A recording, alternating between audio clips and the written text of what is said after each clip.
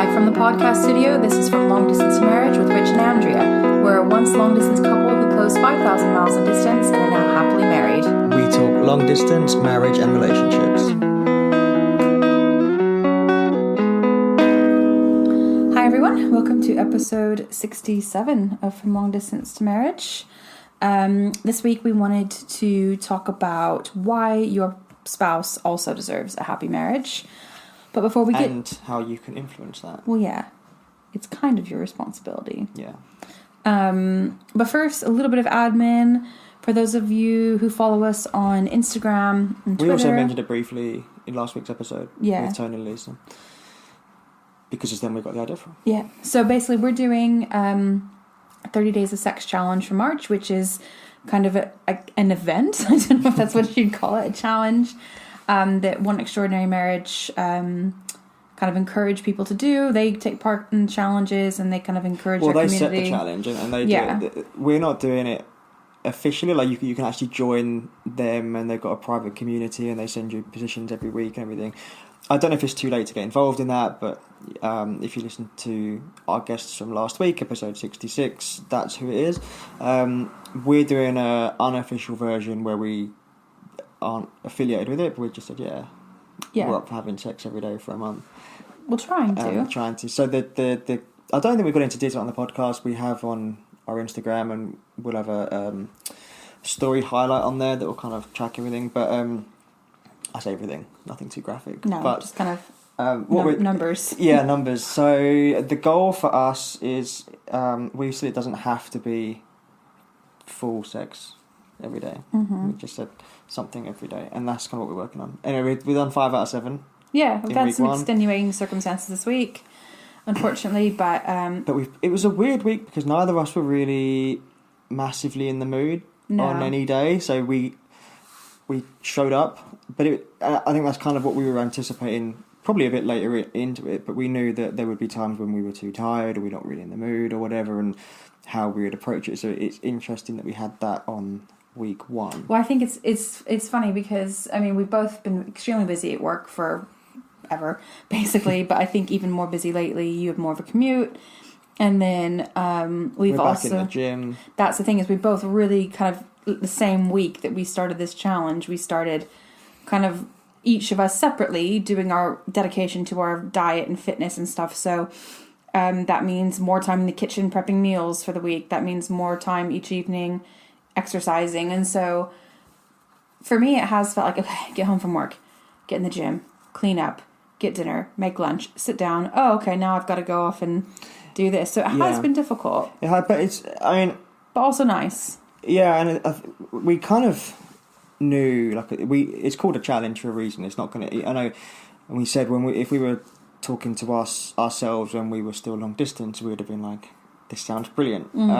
And I'm sure there's a lot of people listening and what are you talking about? How can it be difficult? But it is, because there's other things going on and there are just days when you're tired or you don't feel like doing it or whatever. And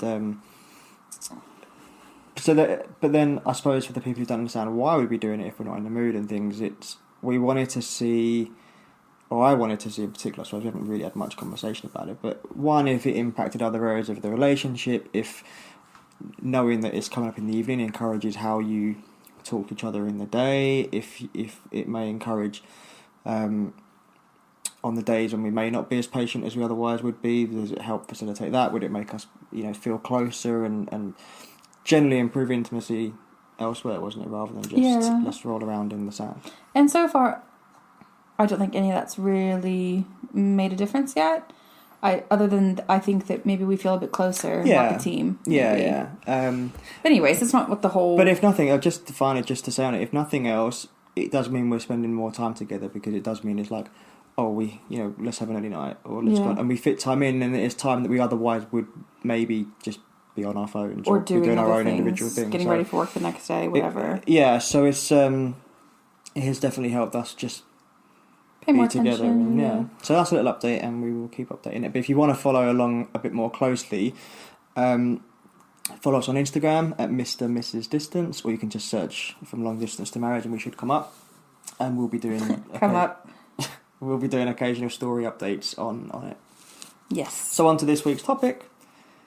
your partner deserves a happy marriage too. Or, well, spouse deserves a happy marriage, your partner deserves a happy relationship if you're not married already. So I think this kind of has been inspired by just...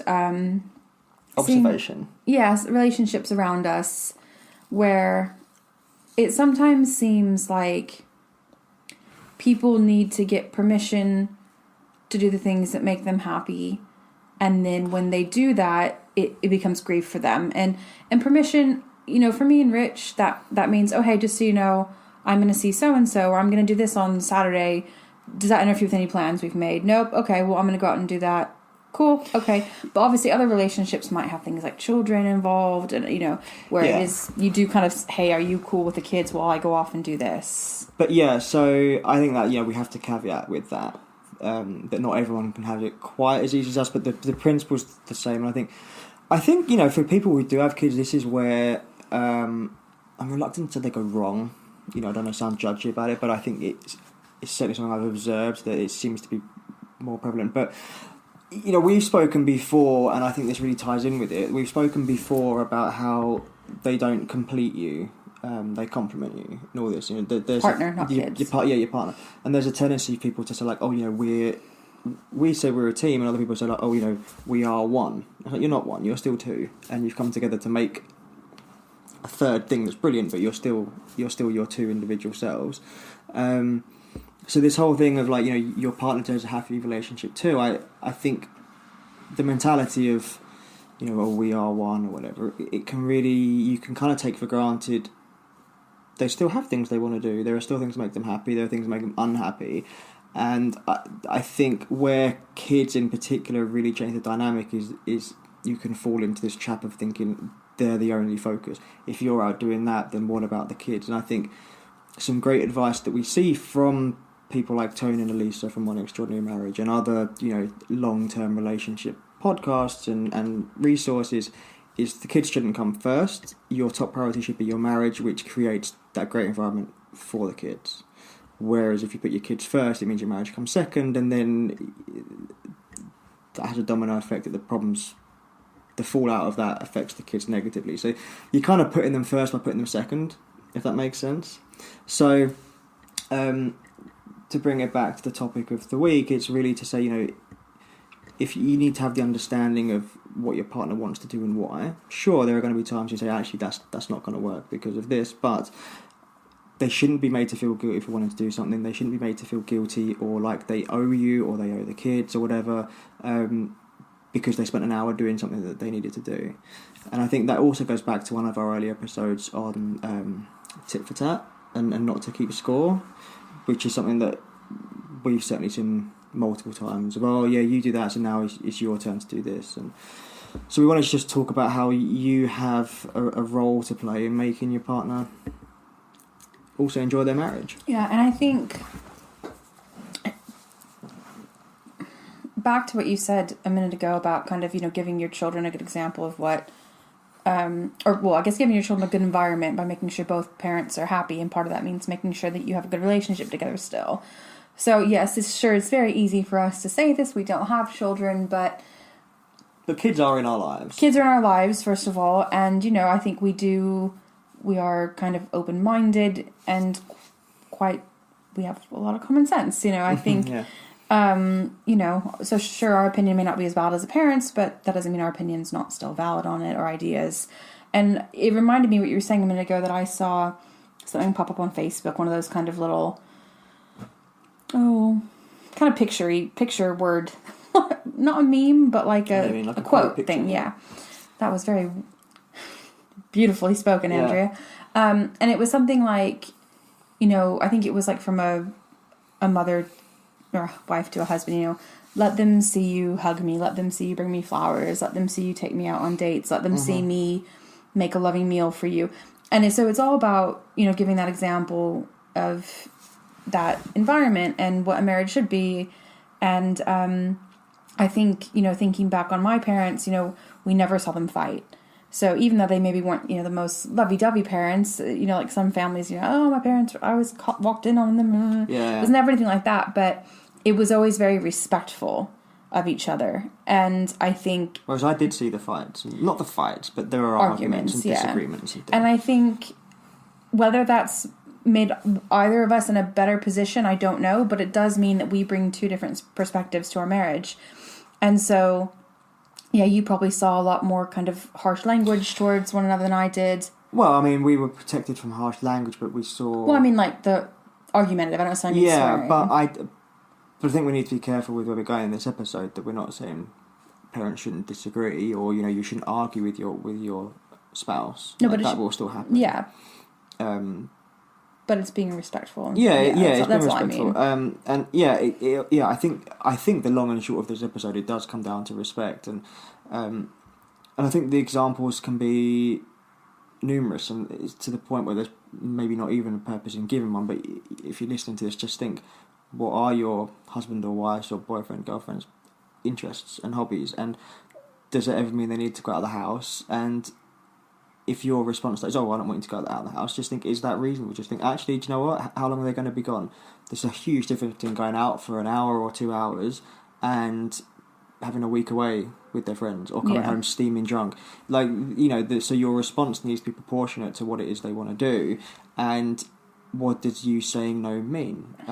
Or are you saying yes, but it's quite clear that you don't want to, and it makes them feel like they can't enjoy it because it's, oh, you said yes, but you don't mean yes, and you know what, this isn't going to be worth the grief, and I'm going to have to deal with this later on, and you know, so that's not the way to build or maintain a happy relationship. You know, a person is happy in a relationship when it adds something to their life, and yep, obviously there's give and take in that. Doesn't mean you can do everything you want, and you get to do everything you want, and both you do whatever you want all the time. But generally, a relationship needs to be a net positive. If it's not many people are going to stick around for very long. And part of that means, yes, you're allowed to say no, or you know what, I'd rather you didn't do it this time because of this. But if you always say no, or you're always making it a problem, you're making them having to fight for it, like the Beastie Boys, then Fight for their rights to party.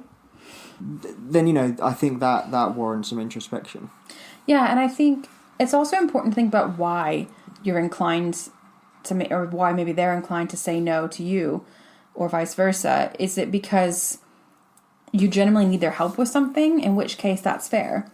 Is it because you resent that they're getting a break and you really feel like you need a break? Well, no, that's not really fair. And that might mean, hey, yeah, like, that's cool. If you want to go to the football game with your friends, like, that's fine. But you know what? Would you be able to take the kids or deal with this responsibility, whatever it is you may have, tomorrow morning? Because I could really deal with going out for brunch with my friends. And I think, you know, if you're denying your partner something that makes them happy because you're frustrated, because you're tired, or you're struggling with something, that's not really fair. And something that we promote kind of with 100% is that you need to be in a good place, and you need to be happy to give the best that you can to your partner. It makes you a better person, and it makes you a better spouse then, or partner. Yeah, I think you made a really good point there. Is if you're saying no because out of spite, yeah, but also because, well, that's not fair because what about my... Then use the opportunity, like, use it as an opportunity to say, when they get back, sit down and say, did you have a good time? I hope you really enjoyed that. It got me thinking, by the way, you know, I've not had any time out of the house. You know, would you be able to look after this? And I'm going to go for a massage, or whatever it is, you know, whatever it is you want to do. Use it as a bit of a springboard in an open, because they're going to feel pretty receptive. They're going to be able to think, oh yeah, I did. Yeah, you're right. You haven't gone out, and I did enjoy myself, and you know what, you do deserve that. But if you say you're not going out, I never get to go out, you're going to argue.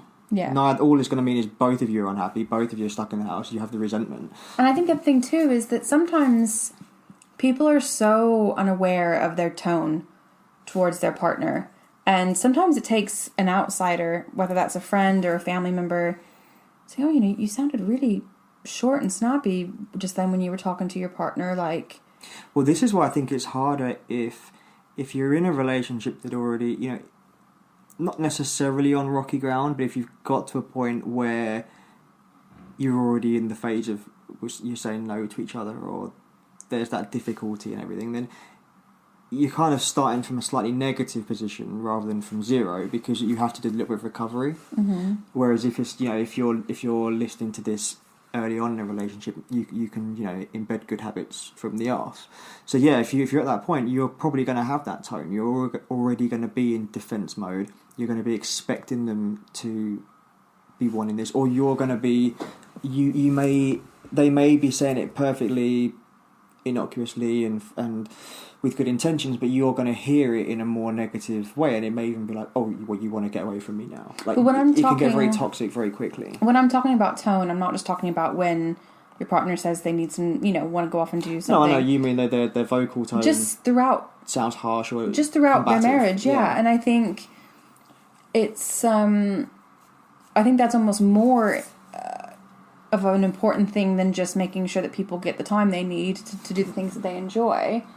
But it's also, people don't deserve to be talked to like shit all the time. Mm-hmm. And, there was a period of time where I didn't realize that my tone with you was like that. There's been periods of time where you didn't realize that your tone towards me was like that. And it can be hard for that to be flagged up at. You say, you're talking to me really horribly. Yeah, because that's a good point, is just because they haven't told you that, it can take a degree of confidence to say it. Because they may think, well, there's no point in mentioning it, that it's going to be an argument, or you won't believe. Do you know what I mean? Like, mm-hmm. If you fostered that negative atmosphere, they may not mention it. So you do need to, you kind of need to self-audit a little bit.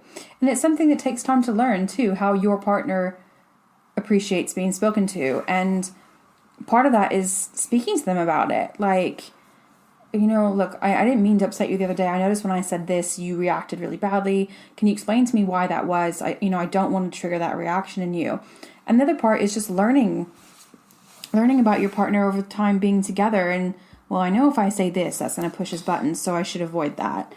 And, I know that if I say something like this, that she responds better. So maybe that's what I'll do going forward. So, it is really important. And all of this ties back to providing your partner with a better marriage, and something that, to take words out of Rich's mouth, that, you said this in multiple episodes, that, someone choosing to spend their life with you and wanting to be with you is a privilege, and vice versa. You saying, yeah, I want to spend my life with you, that's a privilege to them. It's an honor. There's debates as to whether or not humans should be a monogamous species. Yeah.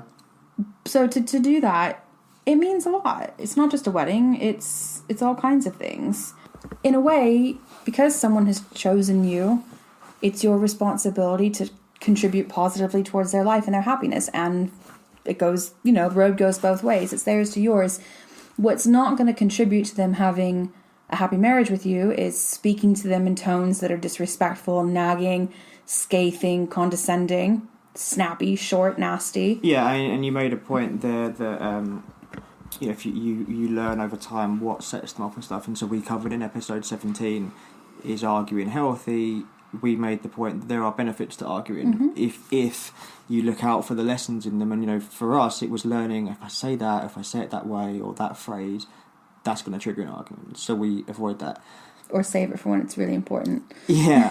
But so we think arguing can be healthy long term if you're willing and able to sort of, almost evaluate. I mean, we don't sit down with a notepad at the end of an argument and say, right, okay, how did that go? But you have when you keep arguing over the same thing, not even the same thing, if you keep, like, we would defend ourselves the same way. Like, well, the big one for us used to be swearing, because I would just sort of swear out of frustration or to fill that gap, and you'd take it like, don't swear at me. And I said, well, I'm not swearing at you, I'm just swearing. And that doesn't really happen anymore.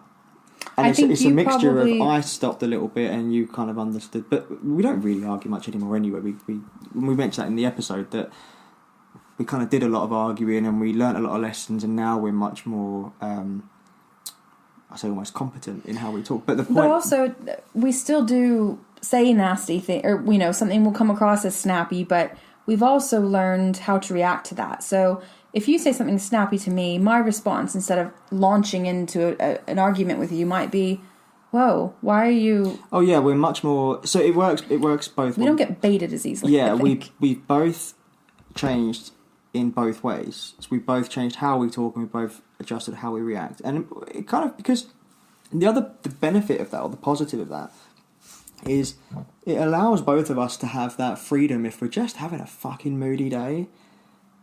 but you might say something that 10 years ago would have triggered an argument. Well, and I think now it's like, oh, you know what, I didn't mean that, or thanks for not launching into that, I didn't mean it. Do you know what I mean? It's not necessarily aimed at each other.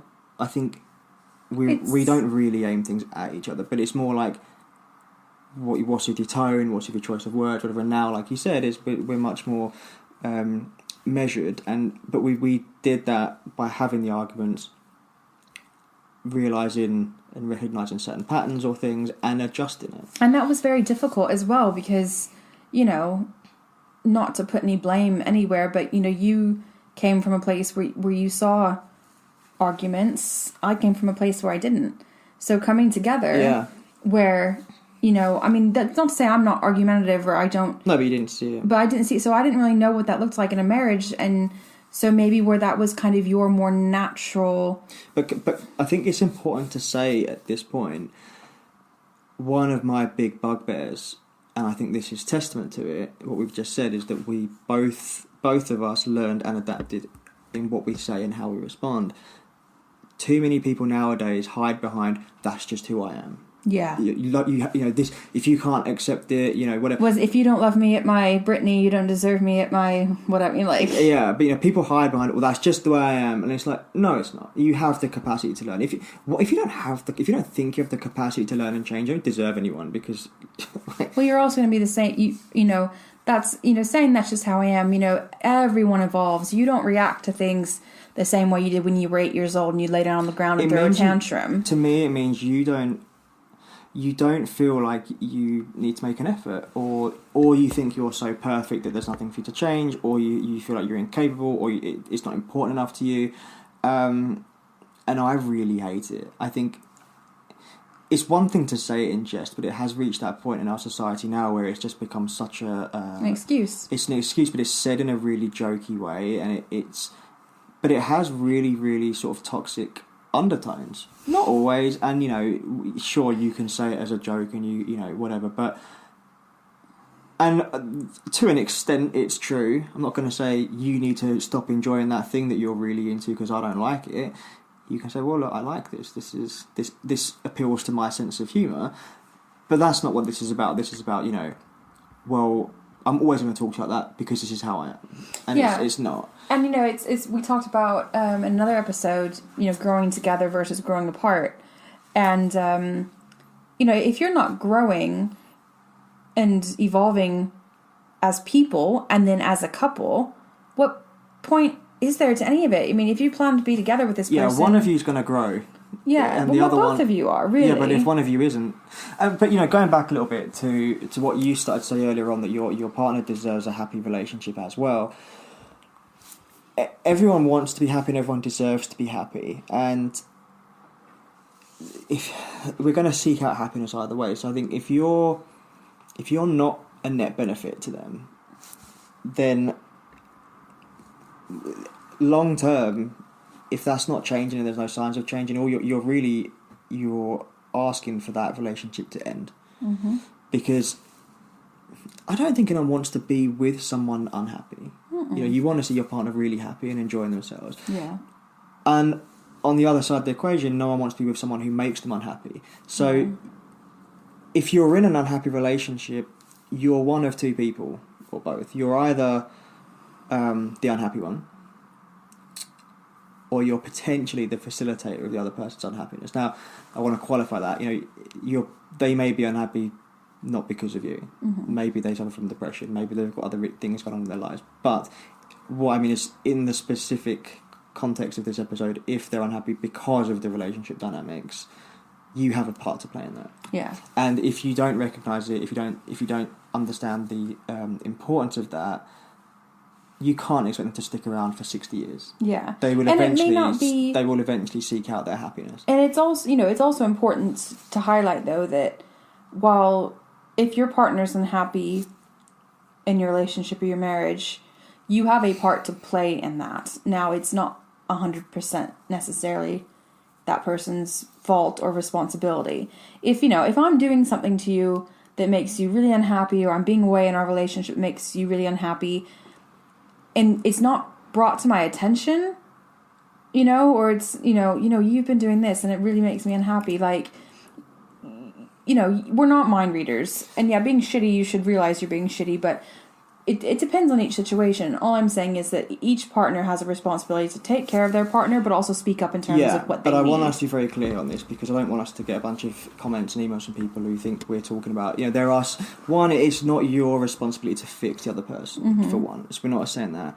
We're not saying if they're depressed or they've got other things in their life that are the reason they aren't as happy as they perhaps could be. We're not saying that you're responsible for that. All those factors to one side, what we're talking about is if the dynamics between the two of you could be better. So we just want to make sure that's really, really clear. And not, well, you know what, my marriage ended because past trauma they had and it was out of my control. Yeah. We're not talking about that. Right. We are talking about if they come in and you go, oh, why the fuck didn't you do this? You're not facilitating a happy environment. And they're not going to respond in a, oh, I'm really sorry, let me take care of that now. They're going to respond to, well, fuck you, I've just walked through the door, why can't we talk about this? And we've been there, we've had that argument. We learned from experience on that one. But that's the context we're talking about. So, but also, in that situation, when, and this all ties in together, your partner deserving a happy marriage. If you come home and your partner, why the fuck didn't you do this? Or why did you do this? I told you, whatever. Yeah, that's not the right way to handle it. But is it something that they've been asking you to do for years and years and years, and you just won't fucking listen to them? Then you're still allowed a breaking point. Yeah, absolutely. Everyone is. But then that comes back to the example I gave earlier, where in this position you're either the unhappy one or you're the one who's causing the unhappiness. So it comes back to that self-awareness of if your wife or whoever has been really politely asking you, oh, when are you gonna? I suppose you've been asking me to put that little screw into the toilet roll holder. Yeah, when are you gonna do that? Because it's tiny and it's now hidden in a candle. I forget about it. I didn't do that. The cleaning lady did. But for anyone listening to this, so our toilet roll holder is on the wall. It's not like it's needs to be assembled. It's on the wall and it stays on the wall, but the little tiny screw that goes underneath to just keep it tight came out 2 months ago. Yeah, 2 months ago. But because it's still on the wall, I don't think about it. So this is an example that came off the other day. Did it? Yeah, I don't even know. The screw doesn't have any. I don't know how to fix it. Is what I'm coming down to. Can you? Yeah, the hole's underneath. The screw's off. So I don't see it. So I forget about it. But it's a good example because. In that scenario, it is me that hasn't done it, and you have so far largely been quite polite. Oh, I've been very polite about it. Don't say largely. I thought you were going to do this. Yeah, you've had a couple of sarcastic moments. No, I haven't. But nothing unpleasant. But so in that position, if we're just being open and transparent about it, I'm the facilitator of the unhappiness in this position. So if there came a point where you snapped and you reached your breaking point, it would be unjustified of me to turn around and go, whoa, don't talk to me like that. Yeah. Where's my warning? Where, because we've had apparently a 2 month 2 months of warnings. So, that, it's a good example actually. That, but it may seem quite petty, but it could mean that maybe I'm in a rush to get to work one morning and I go to reach for toilet roll and it falls down. And then it's easy to see how little things that are left unaccounted for. But let's give a flip example, because we did an episode recently about the importance of the little things, and we both have electric toothbrushes. I'm going to go with this the recent example. I'm very proud of yourself. Well, it's not that I'm proud of it. I didn't think about it, and I think that's like the key thing to mention is things you don't think about. So we only have the one socket to charge it, and mine was almost done in fairness, but I wanted to charge mine, and mine was plugged in. Mine was completely dead. Yours was completely dead, and mine was... But you went to bed. I just said... I was like, can I charge this? And he was like, mine's charging. I was like, well, yours almost done. And you're like, I think so. And I was like, okay. Didn't say anything else. I just set my toothbrush down. Thought, I'll use a manual one tomorrow morning. Yeah, we didn't argue about this. That was literally this under comment. But anyway, so you left the bathroom before I went to bed. And I switched them around so that I plugged yours in. And like I said, I didn't think anything. I didn't think I'm going to get brownie points. It was just... It seemed like the right thing to do. And then, was it the next morning when you noticed? It obviously meant a lot to you. And it was the first thing you mentioned to me when I woke up. And, you said the little things are really important. And so, that's the opposite example of there are little things that become big things because they're not done. And they become what we spoke about before. This, where they become this point of attrition where you can't not argue about it. And it causes so much resentment. But then on the other hand, you can do these... so small they feel meaningless to you doing it, things that actually make the other person feel a little bit more valued, or like you're being thought of, or so if you look at say that, it meant you could have it meant your teeth could feel nice the next morning rather than, you know. So if you look at that and kind of deconstruct that, you doing something as simple as taking your toothbrush off the charger and putting mine on when all I said was, oh, can I charge mine? Oh, well, mine's charging. Oh, okay. And then you doing it added value to my life the next day. There's a net benefit. Yeah, so it wasn't like I was running around singing his praises all day, but I went in, we have a kind of an almost transparent mirror thing, and I could see that mine was in the cabinet flashing that it was charging, and I thought, oh, he's put my toothbrush on to charge. That's sweet. Really nice. Now I can, have optimally clean teeth today rather than just average with my manual toothbrush. Yeah, and it's not like you would have been cursing my name if I hadn't done it. It wasn't an argument. I hadn't asked you to do it. But now let's flip this around. So say I had said, oh, well, I really need that in the morning. Could you put it on the charger when you're done? Yeah. Yeah, fine. Okay. And then I didn't. I go to bed. The next morning I'm expecting to go in there with my toothbrush and you hadn't done it. Especially if this has been something I've been asking you to do continually. Yeah, I was going to say, this is exactly the kind of scenario that we're in a good place. I did it. Thank you very much. That's really nice of you. On we both go. Yeah. If we're in a position where we weren't really getting on and we're a little bit prickly towards each other, and maybe one of us went up with the kids or like, like those kind of scenarios. What kids? I'm talking about if we were other people. Oh, if we were other people. If we had children, but I'm just. Can you blame the dogs? I'm saying for the people listening, though, who said, well, I was up in the night with the kids, and then I just couldn't clean my teeth, and the little things add up. So if you're in that position where, like I said, I suppose if you're just a little bit more prickly with each other, that's exactly the kind of scenario where you'd come in and go, I can't believe you didn't plug my toothbrush in last night. Now I've got to use a manual. How difficult is it to? It would have taken you 5 seconds to change that. Yeah. It can really easily cause an argument when it didn't need to. And this is what I meant at the beginning when I said, if you're in that position already, then you've got to come back to zero from negative to then start working on the positive. And it's not that that's particular. It's not difficult. Like I'm not saying it will be done overnight, and it's not a hard thing to maintain or to. You get to that point, where you kind of have so much animosity and resentment to someone that when they're being really nice, you're still on the back foot. You're still like, well, when you've had an argument and the other person tries to do something nice and you don't want to talk to them. Yeah. Yes, you have. I mean, it's not difficult in terms of the actions you have to take, but it will take time. It will take both of you being committed to doing it. But you have to come from -2 or 3 to get to 0, and then get to +2 or 3. But the actions are the same, and ultimately it comes down to showing a little bit of consideration and appreciation for the person. So to go back to, your partner deserves a happy marriage too, and your role in playing the role you play in that. I mean, let's say that he wanted to go to watch the football game, and it meant you were going to be on your own with the kids, and your response to that was, "You can't go. I'm going to be on my own with the kids." The question to ask yourself is, how big a deal is that? Genuinely, maybe it's a huge deal, and that's fine. That's a conversation. Maybe all the kids are sick. Maybe maybe it's a huge deal. So there are a couple of questions to ask. One, well, is this a big deal? Is he going to be gone for an hour and it's going to be a little bit inconvenient for me, but it's going to be okay? He's going to be gone all day and they're sick and there's 5 of them and I can't physically cope. If it's the former, let him go. You're going to have a better day. Both of you are going to have a better day for it. And then you come to him and say, do you know what? I hope you really enjoyed that. I actually wouldn't mind getting out for an hour or two. I kind of feel like I need something. Yeah. He's going to be more receptive to that and say, yeah, that's totally fair. I'll look after the kids. You go and do that. You go and see your friends. If it's, I can't go, then I think it depends a little bit more on the scenario. This is just every Sunday and it means he misses one? Fine, he can miss one.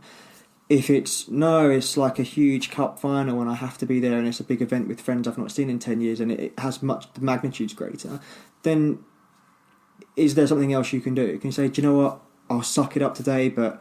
Or can someone else come help you? And that's what I was going to say is, well, do you know what, I'll call the babysitter, see if we can do this together. I'll see if my mum's available. I'll see if, you call on your support network. But just see if there's anything you can do. And if he sees you making the effort of, this is going to be really tricky, but I'll see if I can fix it, or not fix it, but I'll see if there's anything we can do, and you can't, it's probably still going to be an overall positive. It's like, do you know what, I'm really sorry guys, I can't come today, we've tried everything, but it's going to be a more positive situation.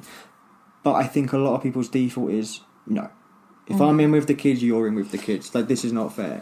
And I really think, we're big fans of Armchair Expert, which is Dak Shepard's podcast. He's married to the actress Kristen Bell. He's an actor himself. And I can't remember if she was on an episode or what it was, but... She was on it. She's on. Yeah, she's been on a couple, but I can't remember where I heard her say this. I think she was actually on someone else's podcast. But anyways, they're very open in that they put a lot of work into their marriage. Yes, they're this dazzling Hollywood couple, but they've been going to therapy since they were together, like from the first couple months they were together. They really practice how they speak to one another and all this kind of stuff. And something she said I found really interesting, I don't think I even mentioned it to you, that once they decided that they were on the same team, you know, that this wasn't a me versus you, this is an us and what's going to add to that, things change dramatically. So if you are, let's go back to the same situation, all 5 kids are sick, it's, you know, a big cup final, whatever, he wants to go to the game, you're stuck at home with the kids, and it's, okay, we're a team. So that does mean that you, as you know, the person who's maybe going to be stuck at home, I really want you to experience this because I know this is going to be really good for you. You know, think about it. If he's happy, if he's coming from a good place, he's had an enjoyable experience. That's good. You're on the same team. And that's putting marriage first. Yes, and the kids benefit from that. But then to say also, he going to the football game should say, "Oh shoot! Like, are you know, the kids are all sick. Are you okay for me to do this? Should I call my mom? Do you need help? Like." I really want to go. Is there something I can do to make the situation easier for you? So it's not just, I want to go, stomp my feet. Yeah, totally. Yeah, you both need to be finding the solutions for both of you. Yes, if he can say, I mean, I just probably haven't really touched this because we were talking more about what you can do to help them have a happy relationship. But that you're right, that's absolutely true. If you can say, I want to do this, what is the problem you're going to face and how can I solve it? But I think a good question to ask is, there are some things in life that you would never expect that person to cancel. Mm-hmm. You know, let's say they had Super Bowl tickets or something of that. They're in their best friend's wedding, or something of that magnitude, where it's I can't ask you to cancel that. Can you, in that scenario, you would find a solution? Oh, we have a perfect example for this. Go on. Guns N' Roses had their first reunion concert tour a few years ago, and it was just right after the Ariana Grande concert in Manchester was bombed. It was like 2 months after. And I was petrified of you going to that arena. But I also know that the first music video you ever remember seeing at like 5 years old was November Rain. And it's, you know, the band that you've been obsessed with. Slash is your idol. I was going to go. Yeah, there was no way for you to not go. And we did talk about it. I said, you know... It was on my mind, you know, and... I knew you were concerned about it too, there was a friend of mine that was going, and he lives on the other end of the country where they weren't playing, so he was coming down to London, and we had the conversation of, like... Safety, Safety, and we both... I mean, he was much more like, yeah, it's on my mind, but you're going to die sometime, like, I'm going. And I was a bit more... I don't know what the word is, but I was just a bit more like, well, I don't want to die, but you know what?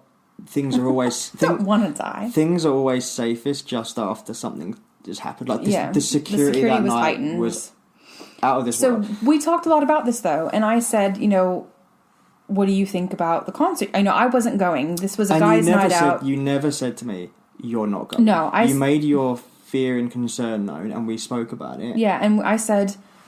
You know, I'm not going to ask you not to go to this event. But I don't mean to interrupt, but I think this is important. You always do. But this is important for the episode of an example of how to communicate. Yeah. Because you approached me about it, and it was already on my mind. But as a concern, the way the conversation began was as a concern. Like, you know, I can't remember exactly what you said, but it was the effect of, you know, like you said, what you think about this? I'm a little bit concerned. I wouldn't ask you not to go, and so I'm much more likely to open and say, do you know what it is on my mind? I am thinking, but if you'd come to me and said, there's no way you're going to that concert, and you treat me like a child, I'm going to respond like a child. So I came to you and said, look, what are your thoughts on this? Has this put you off at all? I'm not going to ask you not to go. I know. But if the life insurance sorted. It wasn't at that point.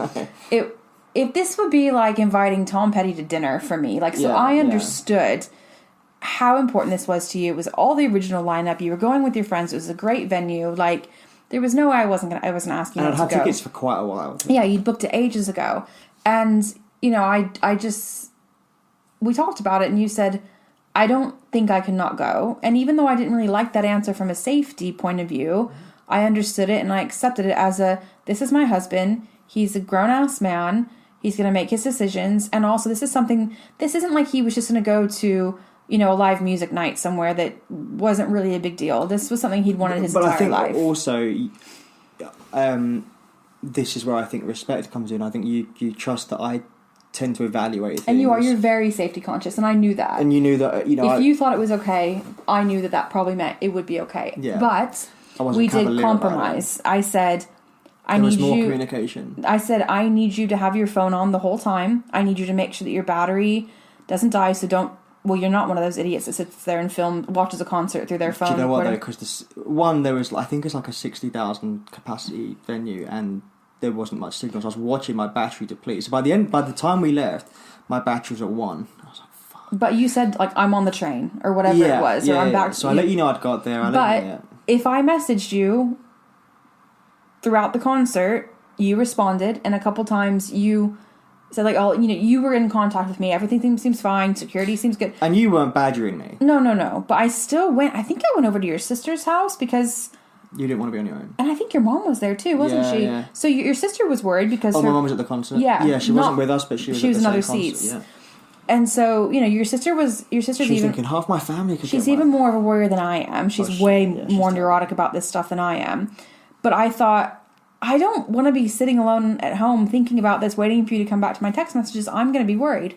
So I went to your sister's house and we just had an evening together. The kids were awake for a bit. We played with the kid. Like, I think I handled that really, not to toot my own horn. No, you did. But if I had sat at home, it would have been 10 times worse. But there's something I want to come back to, because I wanted to give the example of things that you'd never ask someone to cancel. So let's just put a pin in that. But also, I want to talk about how I handled it. Again, not to toot my own horn, but to give an example of, we had very constructive dialogue around and mature. So, okay, you said I need a bit more communication for you. I said that's fine. That is reasonable. It wouldn't have been reasonable if you would text me for 2 minutes. To put that in perspective, though, typically when we're spending an evening or a day apart, we don't communicate that much. No. We're not those couples who are like, oh, I've just got to check in, I've got to do this and that. We're not like that. It will be like, I might text you, are you having a good time? Yeah, I'm having a great time. Okay, what time do you think you'd be great? But if I don't reply, it's not, why aren't you replying straight away? Yeah. We're not like that. We very much give each other our independence and time. With the event, you said, I need to make sure so I'm not worrying, and I said that's fair, that's totally reasonable. It wouldn't have been if you were taking me for 2 minutes. No. Are you still alive? Is anything going on? What's it like?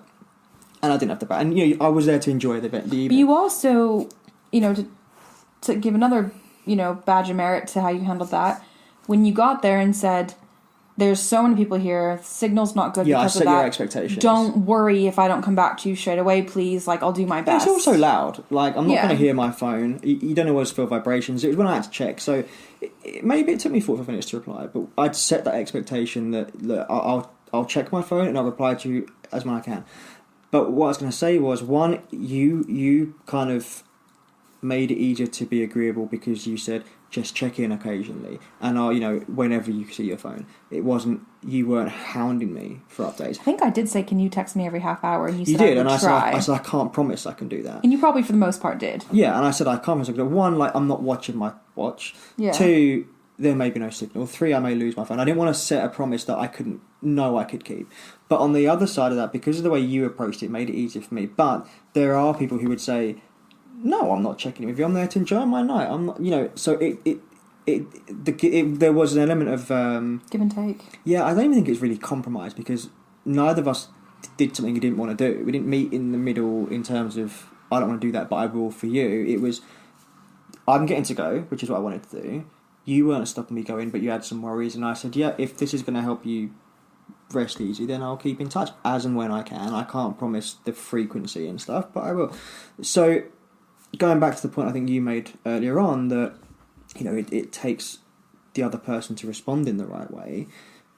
If you're in a similar situation, don't be saying, no, you're ruining my night, that's totally unreasonable, if I don't come home then then something's wrong. Like, you both of you have to approach it in the right way. And I think it can be really overwhelming to think, oh, I need to ensure my, walk away from, don't walk away from this episode thinking, oh, I need to make sure my partner's happy in marriage. How do I do that?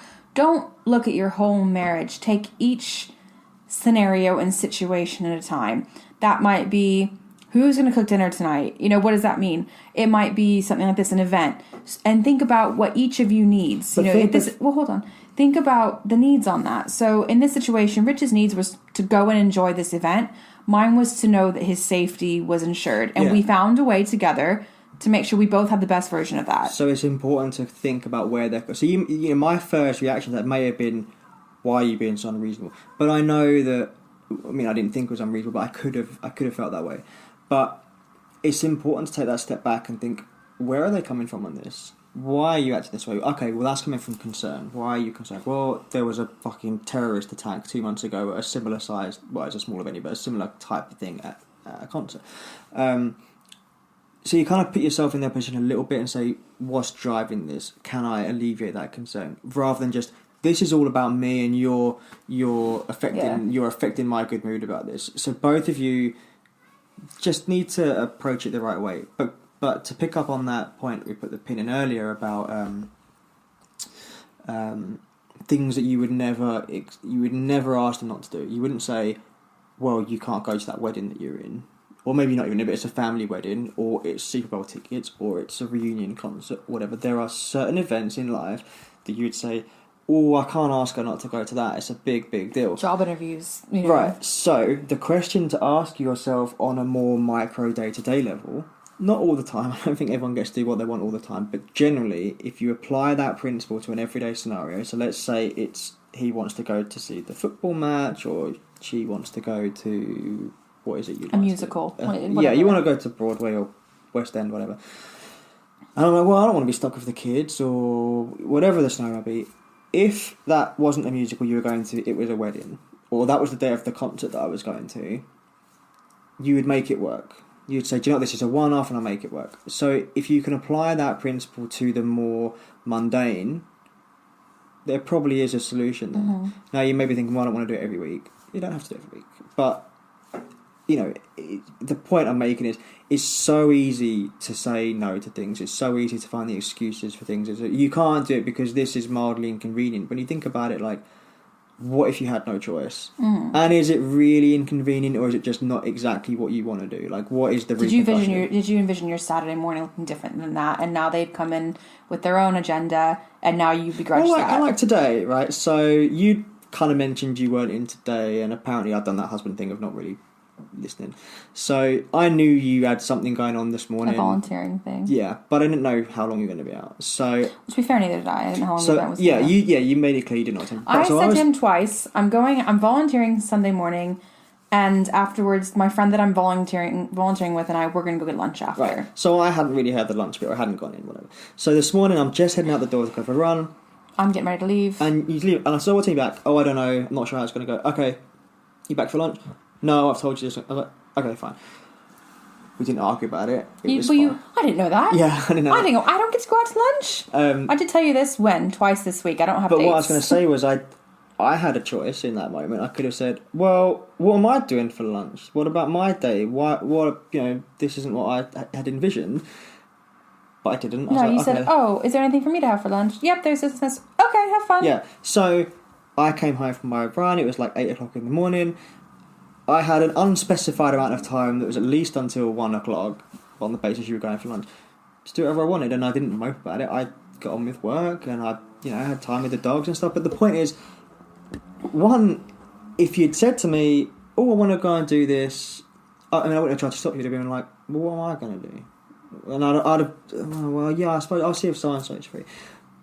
But I wasn't given a choice, and although you had told me earlier in my mind it was all a bit short notice, it was the morning. So I was like, okay. And I found something to do. So the point I'm making is your response to it proportionate? Is like you said, is it just, well, it's not really how I pictured my Sunday, but have fun, or well, it's not really how I pictured my Sunday, and no, you're not doing it. Like, you have two ways of doing it, and again, it's really important to say that I think how you respond is so dependent on where you are in the relationship. For us, we're in a really positive place. We've got no ill will towards each other. There's no... That's what you think. Yeah, but there's no... that I'm aware of, there's no resentment and all that. So the dialogue's pretty easy going at the minute. But if you are in a period where you're prickly, that's going to be... thanks for telling me that you're going out for lunch today. I did tell you, weren't you listening? Well, maybe I was dealing with some other bullshit from you. Yeah, and you probably were, to be fair, given some circumstances of things that have happened this week. Maybe you just... Yeah, maybe I was... But distracted. But the point is, you know, it's so easy when you're in that prickly phase for everything to set you off, and then you respond to how they respond, and then they respond to how you responded to them, and it just spirals. It spirals, yeah. and one of you needs to put a line in the sand and say, look, we're at -2 and we need to get to 0, and this is how we're going to do it. And I just want to let you know we're going to be however it happens. But I think that's starting with situation by situation. If you think about your whole marriage and contributing to one another's happiness, that can be really overwhelming and feel like you're not, because you can't ensure it all the time, but you need to be working towards it. And that's just taking the next scenario. Right, we have 3 kids' birthday parties next week. How are we going to, whatever it is, the and don't situation. be thinking they don't deserve it, or they treat me like this. It's really hard, I think, if you're two sort of normal and good people, like, then it's really easy for both of you to be in a bad place and react off that. But if one of you's really trying and you're being positive, like you said, you're taking situation by situation and you're being reasonable and you're doing everything right, they probably can't sit in that negative place for very long. Mm-hmm. Yeah, sure, day one they will. And this is obviously dependent on how long the problem's been there. Yeah. If you're dealing with 10 years versus you've had a bit of a dodgy week, yeah, the first time you do it, they may be a little bit, why are you doing that? Yeah. What's going on? But by the end of that first week or that month, if you keep doing it and they see that you're being nice, you're being reasonable, you're doing things for them, you're being reasonable with them, you're listening to them, it's really hard for them to stay in that place where they don't like you. Yeah. Well, and I think also, you want to like each other, you want to be in a good position, and so hopefully the motivation to get out of that rut is there, but it can be difficult to get going. But once you get it's like anything, Momentum. Whether that's, weight loss or working out, and, once you start to see changes, you're inspired to do more. And you might even find that happiness looks different than you might think. So, for example, like us, I really love, period stuff, history stuff. I don't. When I say period drama, not menstrual. I'm really into periods. No, like I like period dramas. I like history. I like going to stately homes and castles and stuff. And Rich will go with me. Castles are fine. Like I don't mind. I don't mind going to a castle occasionally. Yeah, I could go to them every weekend. Yeah, I'm of the opinion when you've seen one or two, you've basically covered it. Or you wait a while so you go see another one. And it's Whereas, that's something that I could do constantly, and so it becomes... Period dramas are not my thing. Yeah, and so that then means that my happiness is me doing those things. It doesn't have to mean that he comes with me, because actually, if he does come with me, even if he's trying really hard to not complain, I can see on his face that he's bored as fuck. And then you're really, really conscious of... And then I'm really... I can't stop and read every plaque that I want to read, and he seems annoyed, so then I'm not enjoying it to the full extent that I could. And that's not because I am acting like a child. I can have a good face on and be like, no, it's fine, you take your time. But I can still tell. But it's not really my thing. So and I can still tell. You can enjoy yourself more if I'm not there. So that meant that recently when the Downton Abbey movie came out... Yeah. I went and saw it on my own. Didn't even ask you if you wanted to come. I might have said, that's not you're not going to want to see that, are you? And you're like, no. And I was like, okay, I'll see if I can get any friends to go. I didn't really have any friends that watched it. So I thought, okay, and I went. It was the first time I've gone to a film on my own. But not the last. No. It's opened a whole new wardrobe of Narnia for me. Like, fucking loved it. I had my stacks. I had no one sitting there going, what's going on? Who's that? Stuff like that. I don't do that. I don't talk in the cinema. No. At home I do. The only time you express unhappiness in the cinema is if we're both not enjoying it, and then it's right, should we leave, kind of thing. Yeah. But no, for instance, your mum said she would go with me, but your mum's never watched Downton Abbey, so I knew if I took her, it'd be, who's that? Why are they reacting? Yeah. And I didn't. I just wanted to enjoy it. I had my sweets, I had my big soda, and I was happy. So that might mean then that actually, you know what? She gets more out of this experience, or he gets more out of this experience if I'm not there. And then we do something really lovely together after. And so... Yeah, give yourselves the opportunity to miss each other. Yeah, and just give yourself time and space to enjoy the things that you've always enjoyed on your own. Like, something that I used to love doing, when I was single and still living in America was just go to, the local, well, not the local, but, Barnes & Noble, big bookstore. I'd go to the Starbucks, get a huge coffee, and just wander. And that is uniquely something that you do on your own. You and I we browse bookstores. We've been to the bookstore, but we're like, I'm going to be in that section. Yeah, because we like different things. So I'm not going to be in the Tudor section. No, and I'm not going to be in the biography section. I'm going to be in the fantasy and, period stuff. Again, not You're menstrual. I love the periods. So I think just think about how to handle each situation as it comes. Why are you maybe motivated to say no, or not even if it's not, a hobby or event or something they want to do, even if it's just they'd like to go for a run and this time of day is best for them, and you're like, oh, I don't like that time of day because then it means I can't, whatever it is, just pick one thing to start working on, and then there will be a ripple effect. But on that example there of, that's not a good time for me to run, like, not everything has to be done together. There are some things you could say, okay, well, okay, let's do it at that time. Oh, I didn't mean like that. I meant like he likes to run first thing in the morning, but then that means I'm stuck with the kids, or not that you're not running together. Okay, yeah, fine. Well, let's say you are running together or whatever. But sometimes you can say, okay, well, I can go up a little bit earlier to match you. But other times you can say, okay, you do it when it's convenient for you, I do it when it's convenient to me. We've done both of those things. We were both doing Couch to 5K, and I had to leave for work earlier than you. So I get out the door 45 minutes earlier to run. We intended to run together, but then we discovered, we've got different sized legs and we run at different speeds. And it was I'll meet you back at home. But we did leave home together, and we said I'd meet you back at the house and stuff. So it was something we did together. We just weren't at the same pace the whole time. Yeah. So that's a great example for marriage. I remember waking up at 5:30 to go out with you. And I didn't need to be up that early. But I was like, I don't want you out on your own that early, and I'll get it out of the way and all that kind of stuff. But you don't have to do everything together. You can. Okay, fine. You do when it suits you, because you're still two individual people. No, and sometimes we actually really enjoy not doing things together. And I think we probably like to do more together than a lot of couples. But there's certain things. We're good people. Yeah, I like you. Yeah. I'm likable. There's certain things that maybe we don't do that other couples do, and other way around. It's just finding what works for you as a couple. But I cannot state the importance enough. You're not going to find out what works for you as a couple unless you work towards it together, and it's, you both want to achieve that. Like Rich said earlier, well, this is just how I am. If you don't like me at my this, you don't deserve me at my that. Fuck that. Like, your partner gets all the shitty parts of you. Marriage is dirty and messy and ugly and not glamorous once the wedding's over at all. And, you have to work at it. So you need to understand that as much in times of your relationship you feel like, what about me? What about my needs? You need to also be thinking, what about him or her? What about their needs? Am I meeting that? I've noticed, and chances are, if there's a need of yours that you really feel isn't being met, they probably have something too. It's so easy to get selfish in life, and I'm guilty of it. Rich is guilty of it.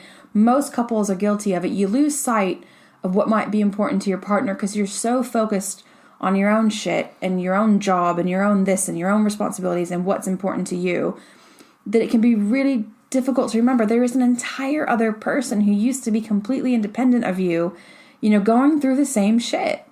And on that point, I think there's also the danger that, and I've done an episode, we have mentioned this before, I think the episode about not completing each other but complementing each other, that you shouldn't be giving up the things that make you happy, your hobbies, your interests and things. Too many people give them up when they get in a relationship. And then you're only going to become unhappy and you're going to hold them responsible, but it's your fault. They don't deserve that resentment. That's on you. And I think that just kind of dovetails in with what you were saying of, yes, think about what your partner needs and what you can do to help, but equally both of you need to maintain the things that interest you and your hobbies and be an interesting person. Those things will help you be happier and more fulfilled and content, which benefits the relationship. And so you're kind of weaving everything together. Yeah, you're weaving who you are, who you want to be, who they are, and growing together. I think really it all comes back to that quote you said of, it's not me versus you, but it's us versus them. Everything. Yeah. You are a team, and if you then view it as, okay, well, you want to go out and do that thing, that kind of has an impact on this other thing for us. But do you know what? We're going to work it out together. What can we do together to find out something that means you can go and I don't feel left holding the baby, so to speak. Yeah, and I think people can get really addicted to denying people of things. It is easy to say no. It's easy. I mean, some people have a really hard time saying no, but it is easy to just be, no, we're not doing that. Especially with someone like your partner that you can take for granted. Like, not that you take their value for granted or what they mean for you, but just that maybe you don't think about their needs as much as you maybe would, you know, as if your boss said, could you do this? You go, yes, sir. Yeah, and the boss is a great example of what I was saying earlier on, where there are some things when you would find out what that solution is. Yeah. 9 times out of 10, when your boss says do this, you're like, oh, shit. You find the solution. Yeah. With your partner, 9 times out of 10, you're more likely to be the one saying, no, that doesn't work for me. Yeah. But if the solution's not there genuinely, then fine. That's when they have to say, oh, do you know what, that's a real shame, but okay, there's nothing we can do. But you have to first analyse whether there is something you can do, and if there is, then they can do it. Yeah, you made me lose my train of thought, though. I didn't know you had one. Yeah, because I was talking and you said, yeah, on that. Let me barrel you over. About the boss. I don't remember now. You were talking about bosses. Yeah. Yes, I remember what I was going to say now. Good. Yeah, so it's easy to get in the habit of just denying each other things because you feel like for whatever reason it's difficult. We actually have a really hard time saying no to one another when it's... Yeah, we both want each other. So. Yeah, we're actually quite indulgent of one another, but not to an extent where we're not reasonable with each other. We're not indulgent and, oh, someone said something mean to me, or I didn't like that. Well, what happened? Well, this is what happened. Well, yeah, I can see why they said that. You know, we're not, like creating this world of where we can do no wrong. And I think the world is becoming that kind of place where people can do no wrong. You know, some parents, you know, really believe that their children are perfect and you know, defend everything. You know, as an ex-teacher, I know that some parents cannot bear the thought or even believe the thought that their child can do something out of order. But they can. They're human. They're flawed, you know. And so we're all very... The world's in a weird place, I guess is what I'm saying. So, you know, be that balance for one another, that safe harbor, that realistic, you know, devil's advocate, which I wish maybe you do a little bit less, but hey-ho. And that purveyor of their happiness, like... Yeah. And it feels good when you see that, you know, your partner's doing something that makes them happy and they come home revitalized and happy and grateful that they got to do it. Not necessarily grateful to you, just grateful that they got the opportunity to do something. And then just you making it easier for them to do it, you know, adds to it. And that's so valuable. Like, when I see you do something that makes you really happy, I feel so good. Good. Same, babe. Yeah, obviously the same. Yeah. I think that's a good place to wrap it up. You say that every time. It's like your catchphrase. There's nothing wrong with a catchphrase. We can get t-shirts printed in it. That's a good place to wrap it up. But yes, no, I think it is. So that was kind of a... But I do think this is an important episode. I think, you know, it may be worth a second listen. Maybe. Well, I just think maybe there are some things in here that... Well, there's going to be, you know, one of two types of people listening to this. I think you're either going to be more where we are, whereas we talk quite respectfully and we're understanding, and there's that empathy and stuff. And that's good. And then, you know, maybe what we've spoken about can just be something you remember for if things start to change.